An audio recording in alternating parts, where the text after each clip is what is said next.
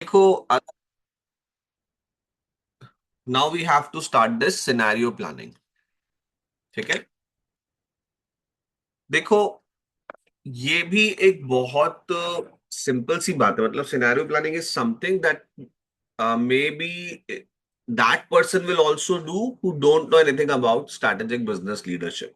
मतलब जिसने अगर स्ट्रैटेजी सब्जेक्ट नहीं भी पढ़ा है ना, तो भी मुझे लगता है कि सिनेरियो प्लानिंग एक ऐसी चीज है जो ऑलमोस्ट हर एंटरप्रेन्योर एक सर्टेन पॉइंट ऑफ टाइम पर करता ही है स्ट्रैटेजीज बनाते समय। बट इसकी इंपॉर्टेंस काफी ज्यादा है और इसे प्रॉपरली हमें करना चाहिए। इन दैट केस हम ये इंश्योर कर सकते हैं कि हम हर एक तरह के सिनेरियो के लिए प्रिपेयर्ड हो। ठीक है। Scenario planning is nothing, it is simply identifying three types of scenarios for your organisation, for your business. पहला सिनेरियो आप समझे, द मोस्ट लाइकली सिनेरियो। भाई आपने अगर प्रॉपर क्वार्टर्स के सारे फोर्सेस आपने एनालाइज कर लिए, अपनी स्ट्रैटेजिक पोजीशंस आपने एनालाइज कर ली, एंड देन उसके बाद आपने कोई स्ट्रैटेजी बनाई है और आप उस स्ट्रैटेजी को इम्प्लीमेंट कर रहे हो। ठीक है, आपने कोई प्लानिंग बनाई, आप उस प्लानिंग को इम्प्लीमेंट कर रहे हो। तो एक तो बेस्ट पॉसिबल सिनेरियो होगा कि आपने जैसा जैसा सोचा है वैसा वैसा होगा, सारी एक्सपेक्टेशंस आपकी फुलफिल होंगी। राइट। और आउटपुट जो है वो डिजायर्ड आएगा। जो भी स्ट्रैटेजी का आउटकम है वो बिल्कुल वैसा होगा जैसा आपने प्लान किया था। So that will be the most likely scenario. मतलब मोस्ट लाइकली में हम बेस्ट नहीं बात कर रहे हैं, लेकिन हाँ, जैसा जैसा आपने सोचा था, जो आपकी ऑलमोस्ट एक्सपेक्टेशंस थी, वैसा वैसा हो जाएगा। So this is the most likely scenario. Is it clear? समझ में आ रही है बात? यस और नो? Yes sir. अब एक हो सकता है scenario, the best case scenario. The best case scenario का मतलब है कि आपने जो भी कुछ प्लान किया था, मतलब जो भी आपकी एक्सपेक्टेशंस थी, उससे भी ज्यादा बेहतर आपको आउटपुट नजर आ रहा है, उससे भी ज्यादा बेहतर आपको स्ट्रैटेजी का आउटकम नजर आ रहा है। राइट। तो आप देखेंगे कि this is the best case scenario. तो ये आपका क्या हो जाएगा? बेस्ट केस सिनेरियो हो जाएगा।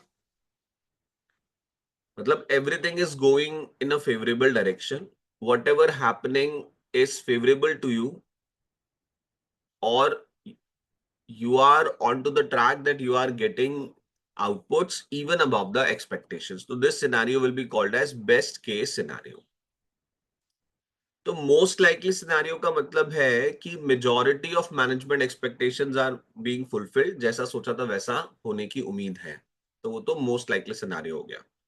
बेस्ट केस सिनेरियो का मतलब है कि सारे इन्वायरमेंटल फैक्टर्स फुल्ली फेवरेबल आपके अकॉर्डिंगली हो रहे हैं, और अब यहां पर जो आउटकम्स आएंगे वो इवन मोर देन एक्सपेक्टेशंस आएंगे। तो वो बेस्ट केस सिनेरियो क्या हो सकता है, वो आपने पहले से सोच करके रखना है। The third thing is the worst case scenario. Worst case scenario का मतलब है आप ये प्लान भी करके रखें कि अगर मान लो सारे के सारे फैक्टर्स फुल्ली अनफेवरेबल गए, जैसा आपने सोचा था वैसा कुछ भी नहीं हुआ, तो उस केस में आपके स्ट्रैटेजिक आउटकम्स क्या आएंगे? उस केस में आपकी ऑर्गेनाइजेशन को क्या फेस करना पड़ेगा? तो scenario planning is this thing कि आप तीन तरह के फ्यूचर सिनेरियोस को पहले से एंटिसिपेट करने की कोशिश करिए। The first scenario is most likely scenario, the second scenario is the best case scenario, and the third scenario is the worst case scenarios. अब ये हम पहले से क्यों एंटिसिपेट कर रहे हैं? ये हम पहले से इसीलिए एंटिसिपेट कर रहे हैं ताकि इनमें से कोई भी एक सिनारियो जब एक्चुअल में हमारे सामने आएगा, तो we should be prepared with a model कि हमें उन डिफरेंट सिनारियोज में किस तरह से काम करना है। ठीक है। वी शुड बी प्रिपेयर्ड कि भाई अगर हम वर्स्ट केस सिनारियो को फेस कर रहे हैं तो ऐसा नहीं होना चाहिए कि हमने इसके बारे में सोचा नहीं था। वर्स्ट केस सिनारियो भी हमारी प्लानिंग में होना चाहिए, और उस स्थिति में हमें क्या करना है, किस उसके लिए हमारे पास क्या स्ट्रैटेजीज है, that should be pre plan. इसीलिए यहां पर ये तीनों तरह के सिनेरियोस को सोचा जाता है। Right, is that clear? Yes, Yes, sir. sir. Okay. अब हावेवर यहां पर एक छोटा सा क्रिटिसिज्म है इस मेथड का। कई स्ट्रैटेजिस्ट को ऐसा लगता है कि मोस्टली आप मोस्ट लाइकली सिनेरियो पर ही फोकस करते हैं, और अल्टीमेटली सबसे ज्यादा चांसेस भी यही होते हैं कि मोस्ट लाइकली सिनेरियो हैपन हो। और अगर मोस्ट लाइकली सिनेरियो में आप जाएंगे तो फिर बाकी के सिनेरियोस के लिए आपने जो भी प्लानिंग करी हुई है दैट विल रिमेन मीनिंगलेस, तो वो मीनिंगलेस रह जाएगी। So that is the point. So ये एक छोटा सा क्रिटिसिज्म है। बाकी ultimately we can say that कि it is good for an organisation कि वो इन तीनों तरह के सिनेरियोस के बारे में प्रिपेयर्ड रहे। ठीक है ना? जैसे अगर मान लो कोई सर्टेन बिजनेस है गारमेंट का, ठीक है, और वो अपने कुछ नए आउटलेट्स खोल रहे हैं कुछ सर्टेन लोकेशंस पर। उनके कुछ नए डिजाइन है जिनको वो मार्केट के अंदर उतार रहे हैं। तो मोस्ट लाइकली सिनेरियो तो यही होगा कि उन्होंने सब कुछ एंटिसिपेट किया होगा कि हाँ भाई हमारे ये जो सर्टेन डिजाइन्स है और हमारा ये जो क्वालिटी ऑफ प्रोडक्ट है ये डेफिनेटली मार्केट में लोगों को पसंद आएगा और एक सर्टेन सेल हम अचीव कर लेंगे। So that is the most likely scenario. अब उसके हिसाब से तो उनकी production planning, sales planning, marketing planning सब कुछ एज इट इज होनी चाहिए।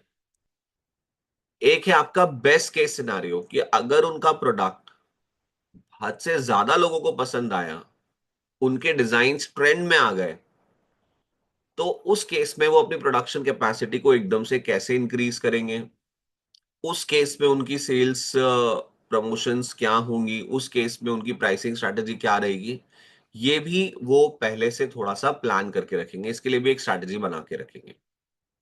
और तीसरी सिचुएशन है वर्स्ट केस सिनेरियो। भाई उन्होंने जो डिजाइन्स मार्केट में उतारे, हो सकता है वो डिजाइन्स मार्केट में चले ही ना, लोगों को पसंद ही नहीं आए, तो ये वर्स्ट केस सिनेरियो हो जाएगा। अब उस वर्स्ट केस सिनेरियो में उन्हें क्या करना है, ये भी उन्हें पहले से सोच करके रखना चाहिए।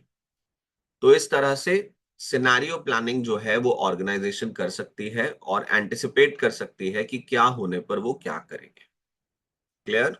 यस और नो? Yes, sir. अब बेनिफिट्स और प्रॉब्लम्स क्या है सिनेरियो प्लानिंग की? तो देखो, की बेनिफिट ये है सिनेरियो प्लानिंग का, that it makes managers aware of what the key environmental factors for the organisation are. जब आप सिनेरियो प्लानिंग करोगे और तीनों तरह की सिनेरियो प्लानिंग करोगे तो और आपको अच्छे से समझ में आएगा कि कौन से एनवायरमेंटल फैक्टर्स आपकी ऑर्गेनाइजेशन को अफेक्ट कर रहे हैं। It also forces managers to have warning signs in place for potential scenarios that may cause problems for organization। जब आप worst case scenario की प्लानिंग करोगे तो डेफिनेटली आपको समझ में आएगा कि ऐसी क्या खराब स्थितियां ऑर्गेनाइजेशन को फेस करनी पड़ सकती हैं जिससे ऑर्गेनाइजेशन का बिजनेस नेगेटिवली इंपैक्ट हो। मैनेजर्स जब तीनों तरह की प्लानिंग करेंगे तो वो अपने कुछ कंटिजेंसी प्लान्स डेवलप करके रखेंगे कि अगर इस तरह की स्थिति आई तो हमें ऐसा करना है। Right, so that is the point. तो अगर किसी ऑर्गेनाइजेशन ने प्रॉपर सिनेरियो प्लानिंग कर रखी है तो उनके पास एक स्ट्रैटेजिक कॉम्पिटिटिव एडवांटेज आ सकता है लॉन्ग टर्म में, खासकर फास्ट मूविंग एनवायरनमेंट में। आप समझ सकते हो मतलब कि अगर आपके पास सिनेरियो प्लानिंग अच्छी है तो किसी भी अनएक्सपेक्टेड इवेंट के होने पर आप पैनिक नहीं करोगे। ठीक है, आप कंफ्यूजन के स्टेट में नहीं होंगे। भाई आपने वर्स्ट केस सिनेरियो की प्लानिंग अगर कर रखी है तो आप डेफिनेटली परेशान नहीं होंगे, है ना? अगर जैसे ही आप उस वर्स्ट सिचुएशन को फेस करेंगे तो ऑटोमेटिकली आप तुरंत जो है आपके पास स्ट्रैटेजीज होंगी उसे हैंडल करने के लिए, and you will implement it. Right, is that clear? Yes और नो? Yes, sir. ठीक है ना? जैसे जनरली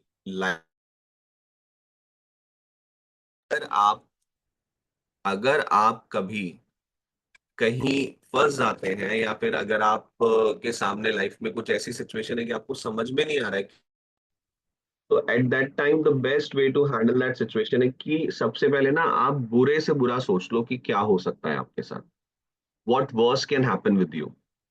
एंड देन फिर उसके बाद आप ये एनालाइज करो कि ये जो बुरे से बुरा आपके साथ होने की उम्मीद है, आप इसके लिए रेडी हैं या नहीं है,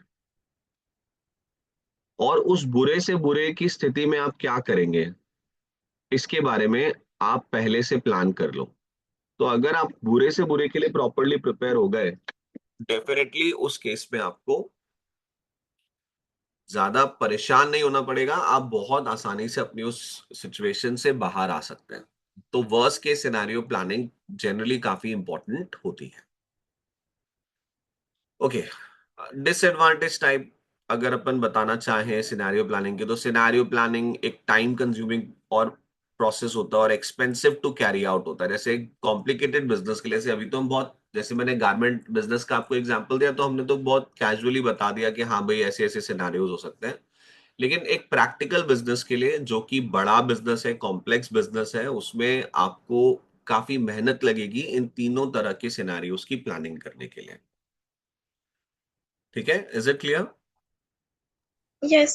Yes, sir. अब देखो, आप सिनेरियो प्लानिंग भले ही कर लो, अब एक डिसएडवांटेज हम इसका ये भी बता सकते हैं कि सिनेरियो प्लानिंग तो कर ली आपने, लेकिन आप तीनों सिनेरियोस के लिए पहले से सारा इंटरनल कंट्रोल सिस्टम, पहले से सारे रिसोर्स एलोकेशंस तो करके नहीं रख सकते। आप स्ट्रैटेजी बना के रख सकते हो कि ऐसा होने पर हम क्या करेंगे, बट मोस्टली आपकी रिसोर्स प्लानिंग, आपका इंटरनल कंट्रोल सिस्टम, सब कुछ जो है वो मोस्ट लाइकली सिनेरियोस के लिए ही होगा। समझ में आ रही है ना बात भाई? आपने ठीक है तीनों तरह के सिनेरियो समझ लिए, लेकिन आप अल्टीमेटली प्रेजेंट में कौन से सिनेरियो को टारगेट करते हुए अपना रिसोर्स एलोकेशन सिस्टम अपना डेवलप करना, इंटरनल कंट्रोल्स अपने डेवलप करना, ह्यूमन रिसोर्स एलोकेशन, वो सब कुछ आप कौन से सिनेरियो के हिसाब से करोगे? आप मोस्ट लाइकली सिनेरियो के हिसाब से करोगे। ठीक है, आप वर्स्ट केस सिनेरियो के लिए स्ट्रैटेजी बना के रख सकते हो, लेकिन वो आपको स्ट्रैटेजी एग्जीक्यूट कब करनी है? जब वो वर्स्ट केस सिनेरियो आप फेस करोगे, तो उसके लिए आप पहले से डेफिनेटली एलोकेशंस करके चीजों का नहीं रखने वाले। Right, is that clear? Yes, sir. Okay, so that is the point. तो ये एक चीज होती है जिसे हम सिनेरियो प्लानिंग कहते हैं। तो पॉटर का कहना था कि भाई ऑर्गेनाइजेशंस अपना और बेटर स्ट्रैटेजी फॉर्मुलेशन करने के लिए सिनेरियो प्लानिंग्स भी कर सकते हैं।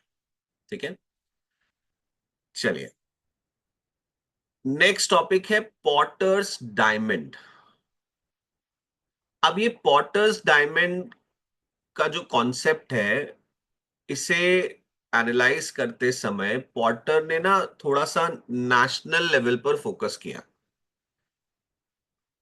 पॉटर ने डेफिनेटली देखा कि कुछ कंट्रीज जो हैं वो कुछ सर्टेन बिजनेस के लिए काफी ज्यादा फेवरेबल सिचुएशंस बनाती हैं, और कुछ कंट्रीज के अंदर स्पेसिफिक इंडस्ट्रीज काफी ज्यादा पॉपुलर है और काफी तेजी से वहां पे ग्रो कर रही है। जैसे इंडिया में इस समय आईटी सर्विसेज, अकाउंटिंग सर्विसेज बहुत तेजी से ग्रो कर रही है।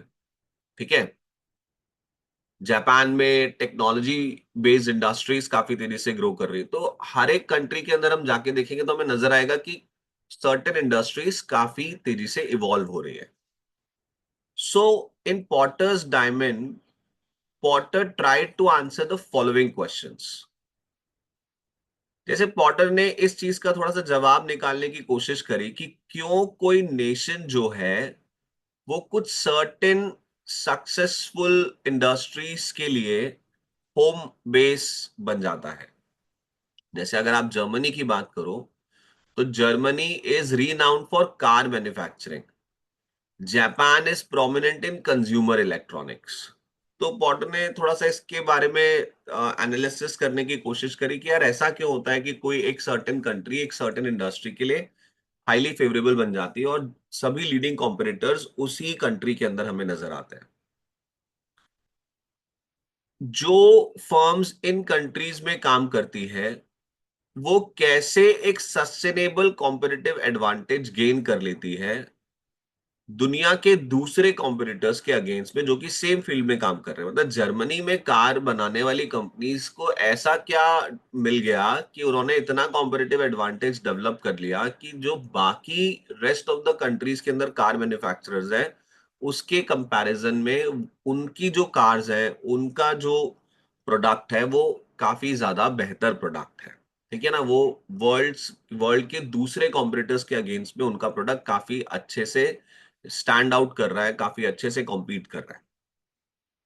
सेकेंड क्वेश्चन जो पॉटर चाहता था कि भाई इसका जवाब मेरे को थोड़ा समझ में आए वो ये है। ठीक है, तीसरी बात, क्यों कोई कंट्री इंडस्ट्री के लीडर्स के लिए एक बेस बन जाती है। ठीक है, मतलब तीन सवाल जो पॉटर्स डायमंड के अंदर जिनका जवाब निकालने की कोशिश कर रहा था, दीज थ्री क्वेश्चंस आर कि क्यों ऐसा नजर आ रहा है कि सारे इंटरनेशनल कॉम्पिटिटर्स, किसी सक्सेसफुल इंटरनेशनल कॉम्पिटिटर्स एक सर्टेन कंट्री के अंदर ही नजर आ रहे हैं। क्यों ये सारे कॉम्पिटिटर्स एक कॉम्पिटिटिव एडवांटेज गेन कर पा रहे हैं और उस इंडस्ट्री के जो बेस्ट लीडर्स हैं वो क्यों किसी एक ही कंट्री के अंदर स्पेसिफिकली हमें दिख रहे हैं। सो इन सवालों का जवाब पॉटर ने ढूंढने की कोशिश करी। ठीक है, इज इट क्लियर, यस और नो? Yes, sir. एज Yes, sir. पर पॉटर, जब इन सवालों का जवाब आप ढूंढोगे तो आपको समझ में आएगा कि उस कंट्री का नेशनल कॉम्पिटिटिव एडवांटेज क्या है जो उस कंट्री को स्पेसिफिकली फॉरेन इंडस्ट्री इतना ज्यादा फेवरेबल बना रहा है। ठीक है, तो ये पॉटर्स डायमंड की जब हम बात कर रहे हैं तो ये स्पेसिफिकली किसी ऑर्गेनाइजेशन से रिलेटेड सवाल ढूंढने की कोशिश नहीं की जा रही है। यहाँ पर कोशिश की जा रही है ओवरऑल नेशन से रिलेटेड चीजों को समझने की कि क्यों कोई कंट्री किसी स्पेसिफिक इंडस्ट्री के लिए हाईली फेवरेबल हो जाती है और उस कंट्री को कुछ नेशनल कॉम्पिटिटिव एडवांटेज गेन हो जाता है। फिर पॉटर ने फर्दर कहा कि भाई हम चार बड़े फैक्टर्स एनालाइज कर सकते हैं जो कि ये समझने में हमें मदद कर सकते हैं कि ये कंट्री एक स्पेसिफिक इंडस्ट्री के लिए नेशनल कॉम्पिटिटिव एडवांटेज क्यों डेवलप कर रही है। ठीक है, तो ये चीजें हैं, उस कंट्री के अंदर फैक्टर कंडीशंस क्या हैं, उस कंट्री के अंदर उस सर्टेन इंडस्ट्री से रिलेटेड और सपोर्टिंग इंडस्ट्रीज की एग्जिस्टेंस क्या है, वहां पर फर्म्स की स्ट्रैटेजी, उनका स्ट्रक्चर और राइवलरी किस लेवल पर है, और ultimately what are the demand conditions, की डिमांड कंडीशंस क्या है। ठीक है, तो ये चार चीजें जो है ये डेवलप करती है नेशनल कॉम्पिटिटिव एडवांटेज। बात समझ में आ रही है, yes no? Yes, sir. Yes, अब sir. जैसे अब जैसे फैक्टर कंडीशंस का मतलब है कि उस सर्टेन कंट्री के अंदर फिजिकल रिसोर्सेस क्या अवेलेबल है, लाइक लैंड, मिनरल्स, वेदर, वहां पर कैपिटल की क्या अवेलेबिलिटी है, वहां पर जो ह्यूमन रिसोर्सेज मिल रहे हैं उनका क्या स्किल है, उनका क्या मोटिवेशन है, what is price and industrial relations, knowledge जो चाहिए उस सर्टेन इंडस्ट्री के लिए, क्या वो नॉलेज वहां पर एग्जिस्ट करती है और क्या उसे इफेक्टिवली यूज किया जा रहा है, इंफ्रास्ट्रक्चर क्या है। जैसे अगर हम आज इंडिया की बात करें तो इंडिया सर्विस सेक्टर के लिए एक बड़ा कॉम्पिटिटिव एडवांटेज लेकर के चल रहा है।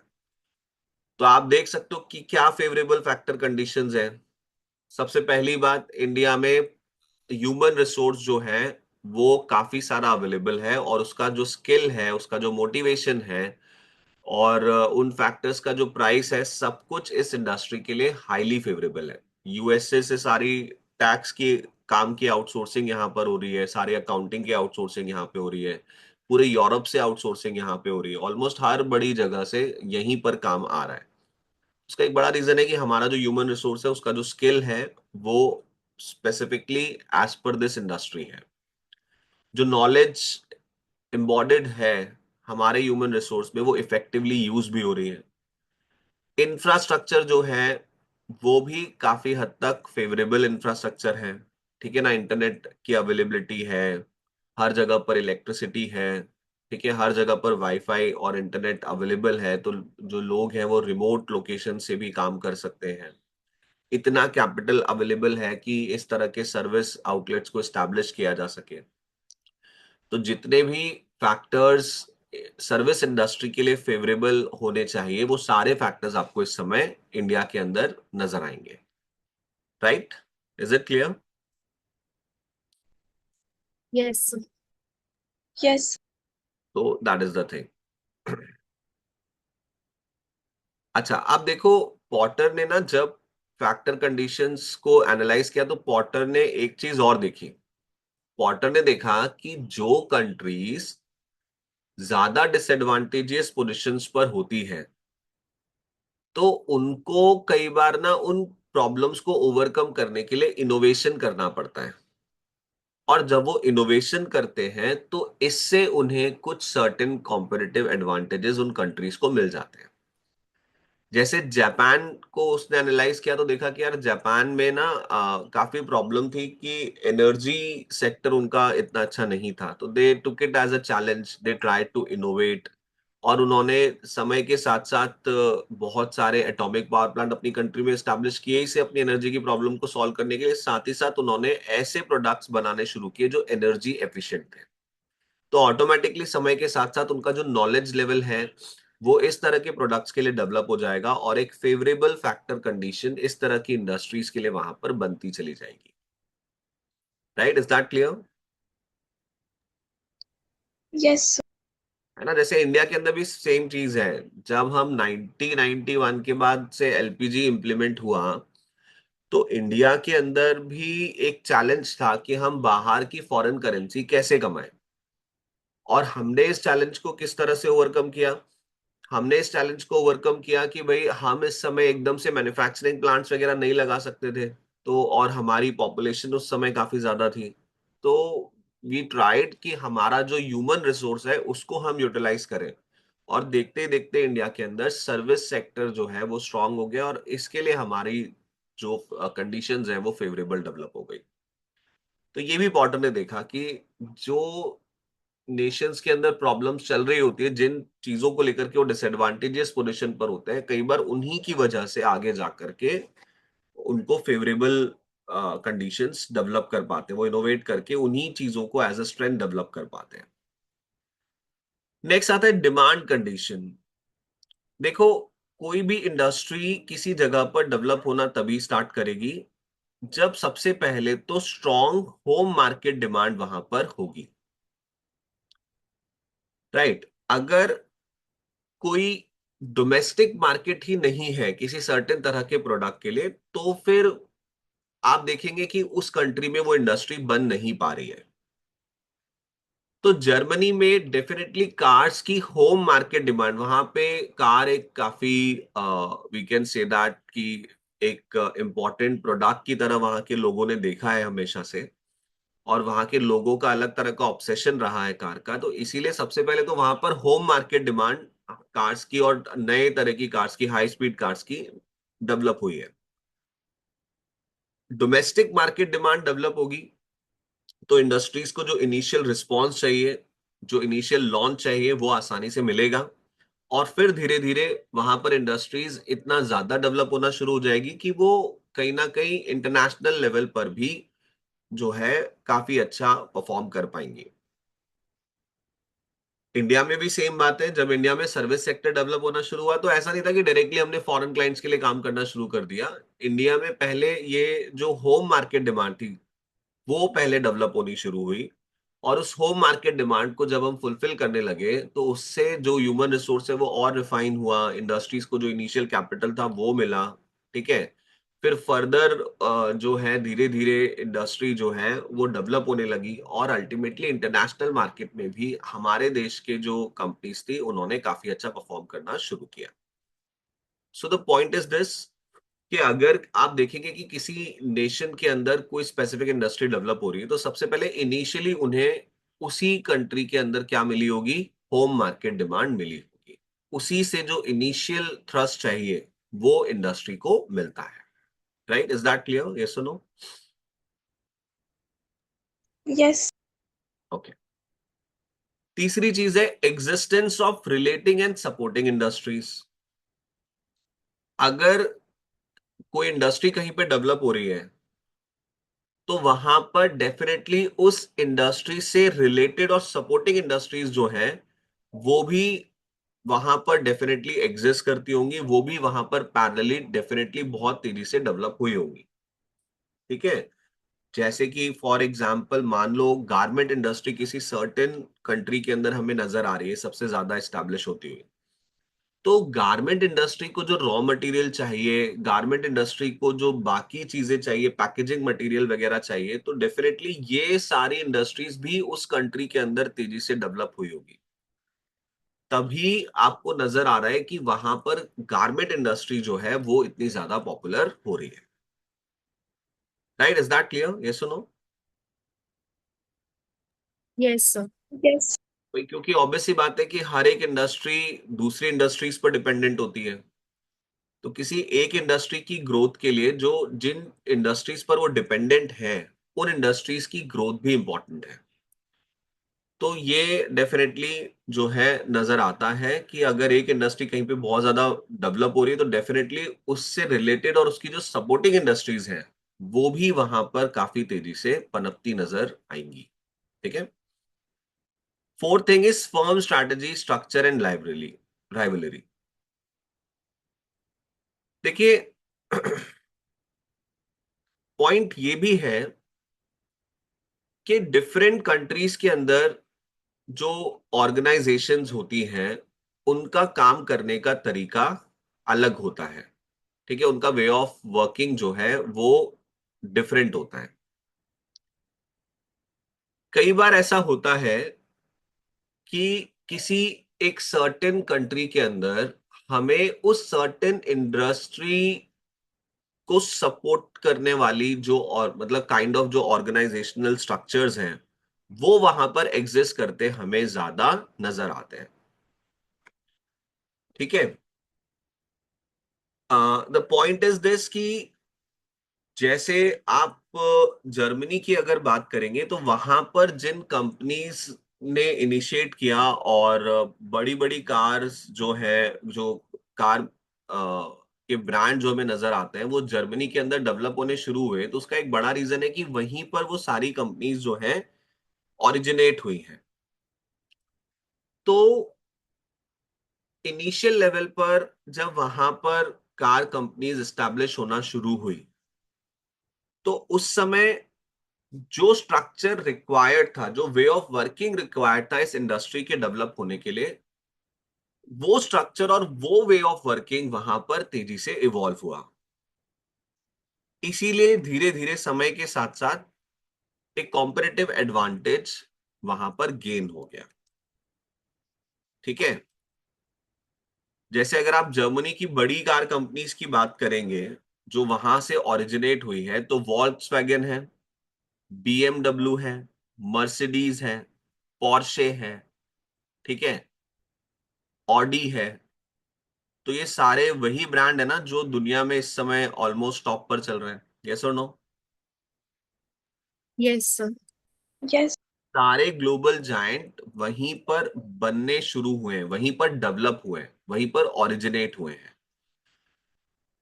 So the point is this कि ना जिस समय ये सारी कंपनीज वहां पर ओरिजिनेट होना शुरू हुई थी तो जो ऑर्गेनाइजेशनल स्ट्रक्चर चाहिए, जो वे ऑफ वर्किंग चाहिए, जिस कैटेगरी की राइवलरी होनी चाहिए थी, वो सारी फेवरेबल सिचुएशंस वहां पर बनी। इसी कारण से टाइम के साथ साथ धीरे धीरे बाकी फैक्टर्स भी रहे, लेकिन उसी के साथ टाइम के साथ साथ धीरे धीरे इन कंपनीज ने जो है वहां पर इतना अच्छा फ्लोरिश करना स्टार्ट कर दिया और एक कॉम्पिटिटिव एडवांटेज वहां पर गेन कर लिया। ठीक है?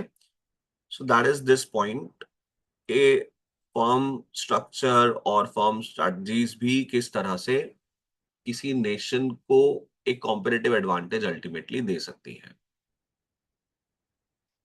ठीक है?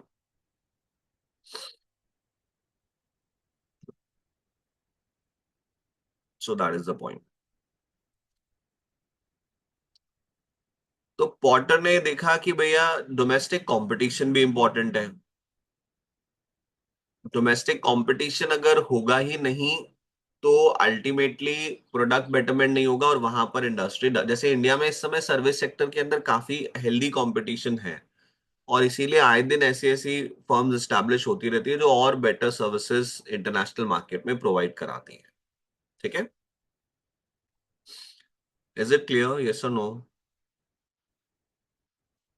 yes, sir. चलो अभी एक इलिस्ट्रेशन पढ़ते हैं, थोड़ा सा पॉटर डायमंड का कॉन्सेप्ट और क्लियर होगा। Starbucks, a large American cafe chain, has been very successful when expanding overseas in areas such as Canada, Japan, and the UK. To some extent, this can be attributed to the following. भाई Starbucks जो है वो in certain countries के अंदर काफी successfully expand कर पाई है। तो क्या रीजन हो सकता है? ये पॉटर डायमंड एनालिसिस के बेसिस पर हमें जो है थोड़ा सा एक्सप्लेन करने की कोशिश करनी है। तो सबसे पहला आ गया फैक्टर कंडीशंस। तो Starbucks were able to offer better looking premises which were more attractive to customers as a place to meet and mix than coffee shops previously established in these countries. आप यहां पर factor conditions के अंदर इन्होंने समझाया कि Starbucks जो है कनाडा, जापान और यूके के अंदर बेटर लुकिंग प्रेमाइसेस जो है वो बना पाई, जो प्रीवियसली इन कंट्रीज के अंदर एग्जिस्ट नहीं करते थे। डिमांड कंडीशंस में देखिए इन्होंने क्या लिखा है। Starbucks had developed in a US market where customers were very demanding.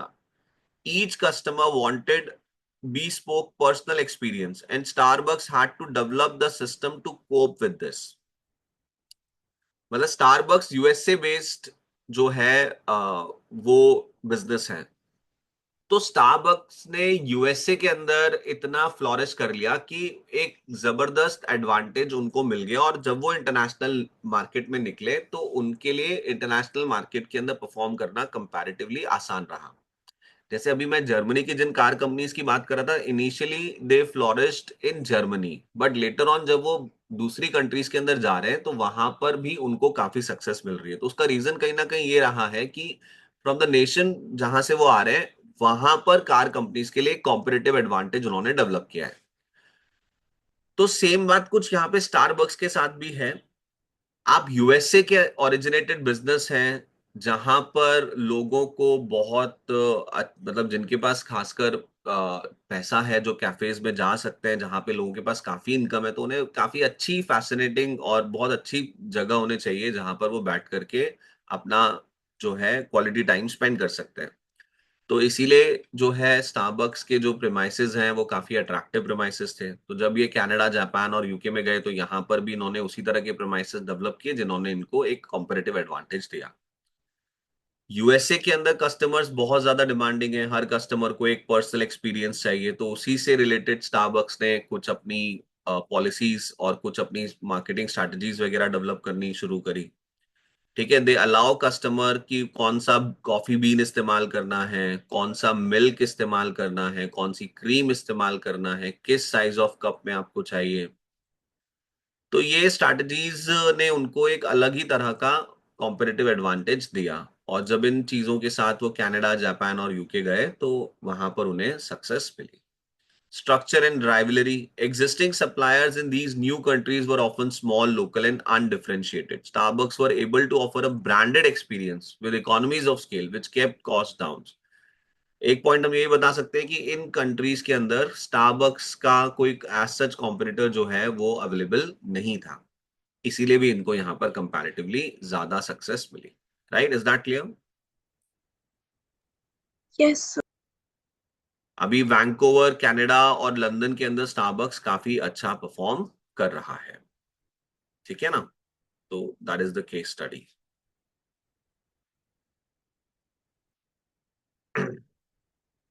तो that is the point. Is it clear? बात समझ में आ रही है कुछ कुछ? हालांकि स्पेसिफिकली हम यहाँ पर ये इस केस स्टडी में हमने ये बात नहीं करी है कि स्टारबक्स यूएसए के अंदर क्यों इतना ज्यादा डेवलप हुआ। ठीक है ना? यहाँ पर हमने ये देखा है कि भाई स्टारबक्स इन कंट्रीज के अंदर अगर सक्सेसफुली अपना बिजनेस कर रहा है तो उसके क्या पॉइंट्स हो सकते हैं, ये पॉटर डायमंड के एंगल से हमने यहाँ पर समझाने की कोशिश की है। तो पॉटर डायमंड के अंदर बेसिकली तीन चार चीजें कि फैक्टर कंडीशंस हमें देखनी है, डिमांड कंडीशंस हमें देखनी है, ठीक है, स्ट्रक्चर एंड ड्राइवलरी हमें देखनी है, रिलेटेड इंडस्ट्रीज का एग्जिस्टेंस हमें देखना है। तो अब इन्हीं एंगल से हम इस केस को समझाएंगे कि कनाडा, जापान और यूके में इन पॉइंट्स के ऊपर हम क्या बोल सकते हैं, so that we have to tell. Okay, is it clear, yes और नो? yes sir, चलिए, तो आज यही करते हैं हम लोग, एनवायरमेंटल अपॉर्चुनिटी एंड थ्रेट जो है that we will do tomorrow. Okay, ये टेस्ट योर अंडरस्टैंडिंग 4 आप करना ना, apply Porter's diamond to the US personal computer industry, ठीक है, that you have to complete. yes, चलो, आज इवनिंग में नहीं है क्लास, कल इवनिंग में वही 7:30 क्लास होगी। Okay, yes sir. चलो, that's all for today. Thank